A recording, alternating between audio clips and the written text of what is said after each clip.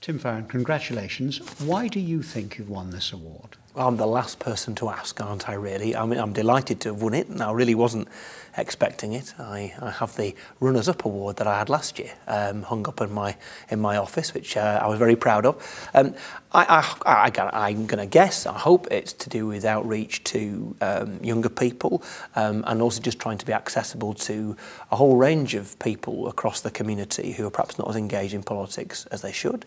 I hope, I'm trying to be very, very honest about the fact that Liberal Democrats are not nearly as diverse in our leadership as we are in our membership and as we are in terms of our will to create an equal society across the whole of the country. And you just got to be honest. If we're too pale and you're too male, which we are, someone needs to say so and take steps to try and address that and change that. So I hope that's been recognised.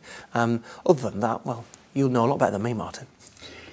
Do you actively go out of your way to encourage minority groups to get in touch with you with their issues and problems, or does it just happen as part and parcel of an MP's normal constituency work? I think you have to put yourself in the place where people are most comfortable. So if I go back to when I was first elected 9.5 years ago, I did a straw poll of the people who got in touch with me and wrote to me in those first 2 or 3 months of being an MP. And, so it was nearly 10 years ago. I was in my mid-30s then. I'm now at a different point of life. But even then, something like 9 out of every 10 of the letters I received, and it was predominantly letters, it wasn't emails so much in even 10 years ago, 9 out of every 10 letters I got was from a person older than I was.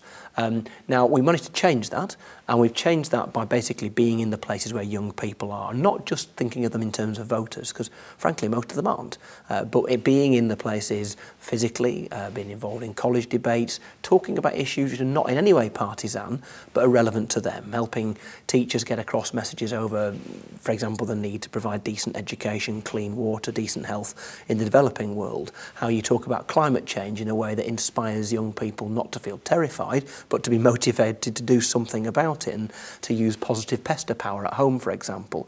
So how do you, with a small p, and not in any partisan way, encourage people, and young people in particular, where 2/3 of them just don't vote, how do you encourage those young people to participate?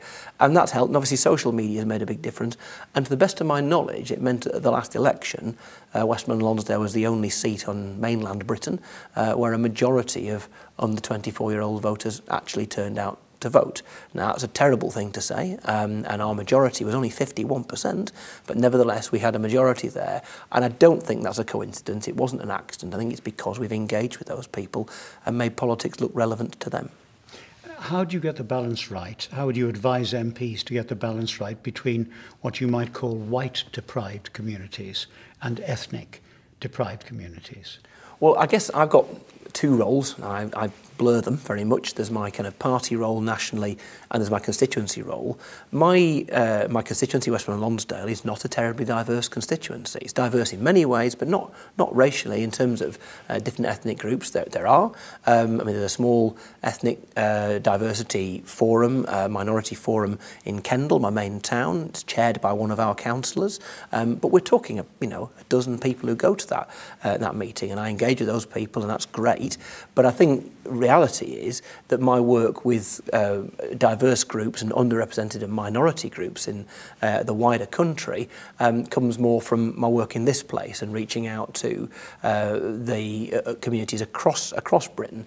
And you often need to understand that if you are not in the place, if you're talking down to a group, if you are wanting to do community politics as Liberals want to do, you can't do community politics from outside a community. You have to get within it. You have to not be patronising. You have to accept that you are not of that group, but you nevertheless need to level with them and go to the places that they are.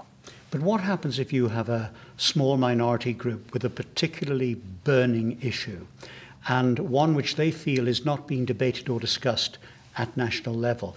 It's quite tough for you as an MP to achieve a national profile for that, and unless you do, you're going to find that they won't respect you or think that you can act on their behalf. Well, I think the first thing to do is you go and talk to people and you find out what they think, and you should always be prepared to have your opinions changed and go in there with an open mind. And one of the most important parts of my role, I think, whatever, locally or nationally, is to try and mobilise people and to get people to feel that they are powerful and they can be powerful. And there are certain sections of society who don't need any help with that or don't tend to. And then there are other sections that do. And it's important to look out for those groups. And that can be an age thing, it can be a gender thing, it can be a race thing, it can be all sorts of things, social class, a whole range of factors. And we need to understand that if you don't talk to those people about the issues that bother them, and you don't do focus groups, you actually go to where they go, whatever that might be. And it might be to, a place of worship, it might be just knocking on doors in the place where folks live. With young people, it might well be. For me, I do, for example, football surgeries every Easter in my constituency, and we go to the estates in the larger towns, and we have a kick around for an hour and a half, and then I sit down and we talk about the issues with the young folks on the estates. And the issues are generally, if you are kind of under 13, you see not enough of the police, and if you're over 13, you see too much of the police. But I'm probably being a little bit too simplistic there. But the point is, what you've done, that time spent with the young people, for instance, is not where you find out the issues. It's the barrier broken down. So that person then becomes your Facebook friend. That person realises you're not just some bloke in a suit, that you are someone you can call by their first name and talk to about something that matters. So one of the lovely examples, well, actually it's heartbreaking in one sense, but very powerful, a young person who came to one of those kickabout surgeries about 18 months ago, a few months later, sent me a Facebook message overnight, and they were only 13 or 14, to tell me that they and their mother, who frankly lived a bit of a chaotic lifestyle, were about to be evicted, literally that day. Now, the mother would never have contacted me, but the 13-year-old knew me, played football with me, had a vague sense that I was an approachable person. And because they sent me that message at 4 o'clock in the morning, which I picked up at 7, we were able to get involved, and we prevented the eviction, and we got them rehoused somewhere safe. And that was because I'd opened a door, or we'd opened a door. So that the time you spend with people who are from communities or sections of the community that don't tend to get involved, it's not that time that counts. You may not achieve anything in the hour you spend with somebody, but what you've done is you've broken down a barrier so that when they need you, they not only know how to get hold of you, they feel that you'll listen to them. And do you feel that dealing with minorities is very much the key to restoring and widening the reputation of Parliament and parliamentarians in this country?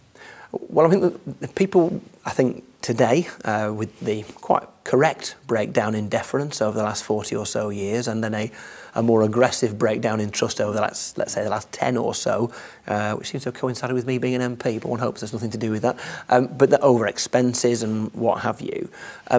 I think that we're in a situation now, people assume that politics, Parliament and politicians, MPs, are in it for themselves and out of touch and don't deliver unless they prove otherwise. And your job is to go and disprove that. I think it was a Mark Twain quote, because most things can be attributed to him, but if it wasn't Mark Twain, it was somebody else, who once said that nothing so disillusions the voter than backing the winning candidate. So it's always better to lose an election because you don't have to disappoint anybody then. But the point is, actually, surely part of my, and that's a quote I read many years before I became an MP, and part of, I guess, my motivation is a desperate desire to confound that wherever I go. I want people to feel that they did the right thing or they did the wrong thing by not voting for me last time round. And it's not about whether you win next time round or not. It's about whether or not you can surprise people by the fact that this place can make a difference to people, whether they're in Inverness or the Orkneys or St Ives or the middle of London or some place called Westmoreland and Lonsdale. Tim Farron, thanks very much indeed. Thanks for having me. And congratulations. Thank you very much.